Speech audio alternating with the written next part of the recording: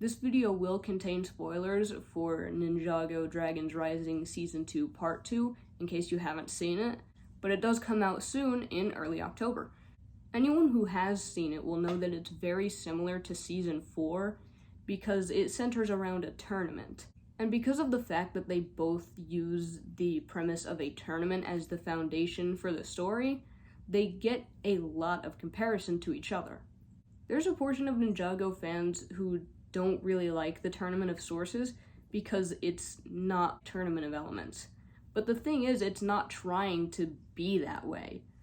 It's still a tournament, but the plot lines that are going on are quite different. So when you compare the two, it naturally comes down to which plot lines you like more.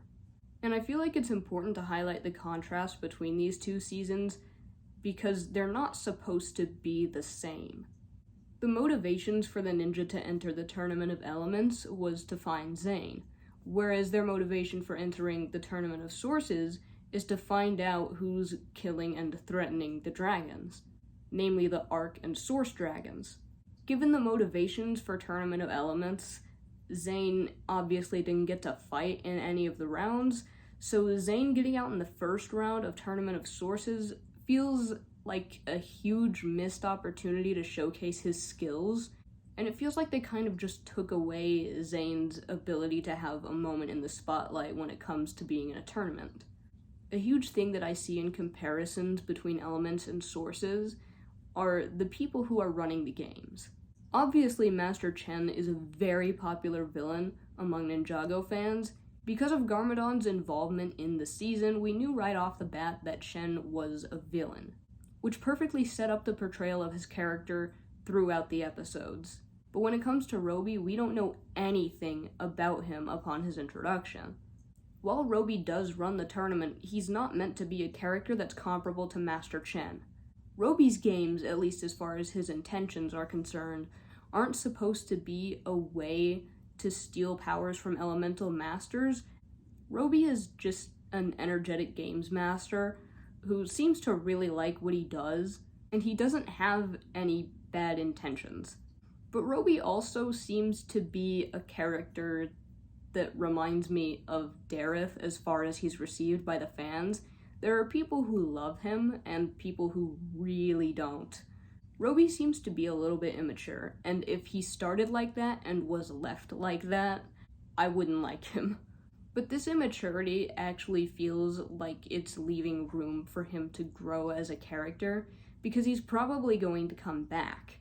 If his interactions with Wildfire are any indication of if he's going to come back or not, we'll probably see him again. And when it comes to his interactions with Wildfire, we actually get to see more of who he is as a character outside of him being a performative games master. With Master Chen being known to be the villain of Tournament of Elements from the start, it's very apparent what the ninja's goals are. They're there to figure out what Chen is up to and stop his plans. But when it comes to the Tournament of Sources, the ninja go in not really knowing who the villain is that they're looking for.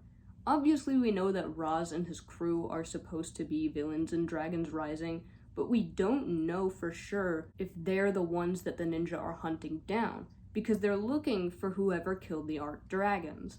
And without knowing who that is, it's kind of difficult to know who your attention is supposed to be on. But where I feel like Dragons Rising has the upper hand is definitely in the animation department. Tournament of Elements was animated really well. The amount of time between these two tournaments has been more than enough for Ninjago to massively improve the animation quality. And that's something that I feel like Dragons Rising does well as a whole. But I feel like the most important contrast going into each tournament is who's in the lead. For Elements, Garmadon was the one mentoring and looking out for the ninja, and during Tournament of Sources, it's Lloyd. And I feel like that's an incredible full circle moment for his character. It's an amazing portrayal of his growth and him having grown into the role of the leader of the ninja. It's in areas like that that I feel like the two tournament stories actually enhance each other. And I feel like those are the kinds of comparisons that need to be paid attention to. because instead of tearing one or the other down, it builds both of them up. And I feel like it's important to note that just because one is better doesn't mean the other is bad. I really like both of them. And it seems like a lot of people talk about these two seasons with the notion that only one of them can be good. Both Elements and Sources have amazing characters, really good stories, and pretty cool new elements that we've never seen before. And in my opinion, it's pretty pointless to hate on one just because another exists. These two seasons aren't meant to compete with each other. They're meant to be new stories for Ninjago fans to enjoy. And I think they both complete that purpose. But that is all for now.